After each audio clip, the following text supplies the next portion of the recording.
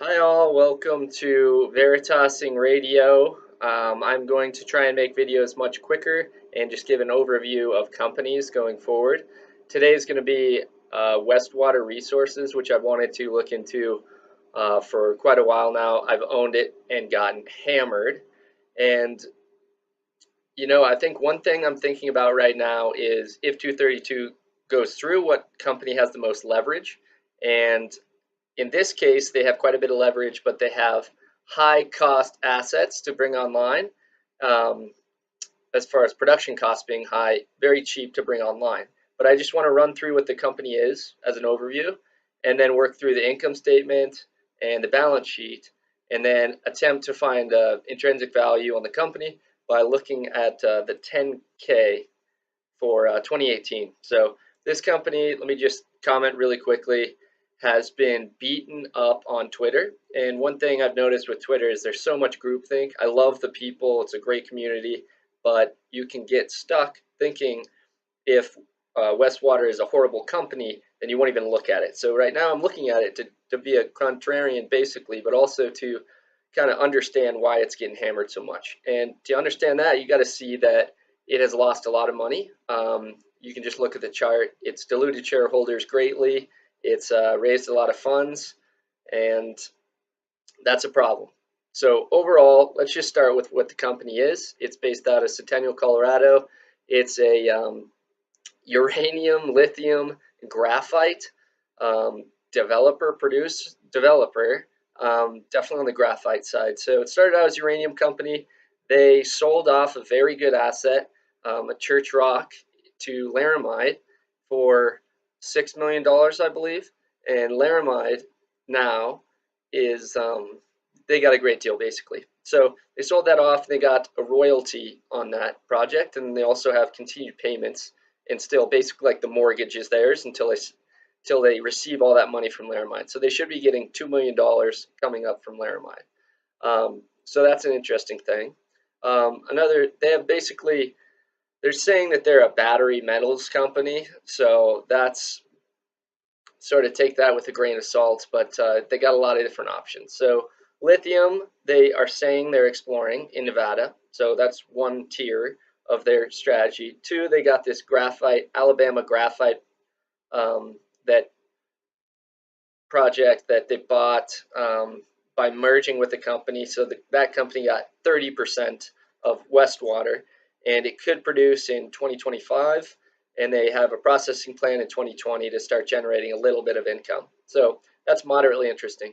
And then they have URI Inc., which is based out of Texas, and they have their two Texas ISR projects that are basically on care and maintenance currently. And then they have a few other uranium projects in New Mexico. Um, but yeah, so one thing to think about uranium side, any asset that you have right now in uranium, if the price goes up, is going to eventually reach intrinsic value based on the price. So if it gets up to 70 and these are returning a decent rate of return, then these will go into production. The company will be re-rated as a developer. So that's kind of the thinking here. And what's sparked my interest is it's valued currently at an $11 million market cap. So if you look at just the assets on the books, they have 90 million in PP&E, and 70 million has been depreciated. So one reason why they have a horrible income statement for the past 2 years is they're taking impairments on a few uranium projects that basically are worth nothing now. They had a deal with the country of Turkey for an asset that could have been worth 267 million, they say, to them, and that was taken away. So basically, they had to write that off, and it looks very bad on the income statement for the past 2 years. That and then another project they had to write off. So they've had to dilute shareholders quite a large bit in order to maintain all that drop in value, because they're going through, if you look at their legal fees, and I think now we're basically to the point where we can look at the income statement. You have kind of an overview of the company. So basically, when you look at the income statement, in 2017 they lost $19 million, and $12 million was due to the impairment situation, right? And then in 2018, they lost $35 million because 23 of it they had to write off as that Turkey deal. So that comes off as a really bad number, but when you think about what it is in actuality, it's really just writing off an asset. It's not necessarily a hit to the operating ability of the company. So currently, they spent, let's see, $11 million outside of impairments. So $7 million was related to compensation. 2.7 million of that was salaries.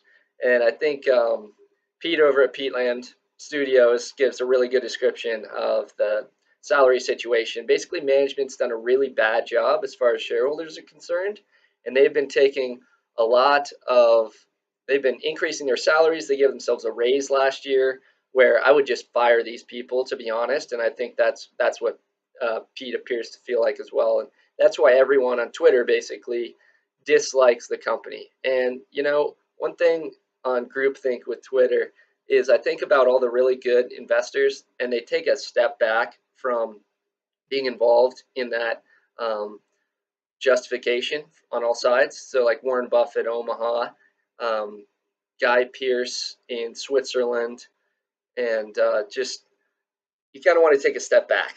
So trying to look at this, and honestly, the company, they spent 2.7 million, another 2.7 on like accounting, legal fees. They're listed on the NASDAQ, which is really interesting for liquidity, even though currently they're having an issue where they're going to get kicked off the NASDAQ because their shares have been under $1 for a certain amount of time. So they've extended that a few periods of 6 months, and then on April 2nd, there's voting to do a reverse split to maintain that NASDAQ listing. So that's a lot of legal fees. Also with that graphite acquisition, they had a lot there. So it's not outrageous. The salaries are high, and they've just done a horrible job. They shouldn't be rewarding themselves, but that's what it is. But then this is what makes me really interested in the company is the balance sheet. And if I'm trying to value this company, I'm looking at an $11 million company, and what the balance sheet has, it's kind of insane. So basically, they had 1.6 million in cash sitting around. They have 2 million due from Laramide for that Church Rock portion. They're paying them cash over a certain period, so that's due by June 2020. And then just came out, I saw this, is that Uranium Royalty Corp bought up their royalties on the Dewey Burdock project, only a few spots, which is not going to be great for URC, but they got that. Some on the Church Rock, or Church Point something, and they sold that for $2.75 million. So right now they're looking at like $7 million in cash currently, and they also have this like ATM where they can draw stock. They can sell stock for cash at any time for $3.1 million is what it's currently valued that they can still pull. Okay, so if I think about that, that's $7 million in assets with a $3 million possibility. So they're almost trading at cash. And then if you look at the balance sheet as far as the assets, they have $90 million in property, plant, and equipment. $70 million's been written off. So they're saying they have $20 million sitting there in actual value, where sometimes, like we saw with Anfield, they're writing things off and they still have value. The Shooting Mill still has value. So it's kind of a crazy situation. And as far as debt, they basically have no debt except for obligations to retire and restore their projects once they're done with them at $5 million. So their balance sheet is outstanding. 71 million shares outstanding, $10 million market, 11 million now. So just kind of when I look at this, I see a healthy balance sheet, horrible management, mishandling the income statement, and it's been a horrible ride as a shareholder so far, and that's why it's almost suicidal to get into this currently. But I believe it's undervalued, and why so is because when it was part of the Department of Energy or some outside consulting firm looked at 232. It saw what projects could come online, and Westwater had 2 projects that could come online in 2025 for $3 million of production. And what I thought was interesting is those are like the New Mexico assets. They're not even the Texas assets, which when you think of this company, you think Texas ISR, and that's what I thought. But apparently that has to be at a price that didn't even show up here. So it had to have been maybe $80 a pound to get that going. But what's really interesting is it's only $1 million in startup costs at each of those ISR locations. So that's interesting. And then they have this kicker where 3 million pounds, if you were to look at that, that's like a 500 million plus company. And then if you add in this Coosa optionality project, they basically bought it for, who knows, 33 million, $4 million. So add that. And then lithium and their other projects, I don't know. I wouldn't even value those. Maybe they can sell them off, but currently they're just not far enough along. So overall, I'd say it's a super leveraged up company. And if the price of uranium in the States starts to run, 232 goes through, there will be a re-rating here. And if you look at from 10 to 100 million, that's 10x, but 10 to 40, that's totally reasonable. There's a lot of companies trading around 40 right now, with projects that, you know, are better than this, but still, there's a lot of infrastructure here. And that's kind of my thoughts. So I read the 10K and went through it tonight. And so hopefully you got something out of that ramble and it kind of gave you a backdrop. And let me know what you think, if you're going to invest or not, or if you think I'm totally crazy and bad management just can't do anything good. What's the Warren Buffett thing where if you have good management in a bad business, it's usually the business that wins. So the opposite works as well. If you have a good project and bad management, it's usually the management that loses. I can't remember the quote. Even though I am reading, I kind of wanted to share what I'm reading right now, which is Letters to Shareholders. Try and read that in the morning. And then Adventure Capitalist with Jim Rogers. Fantastic book. Otherwise, just stacking some silver because it's great price right now. And watching the fun. We got 7 days left till 232. So good luck to everybody. And Veritas out.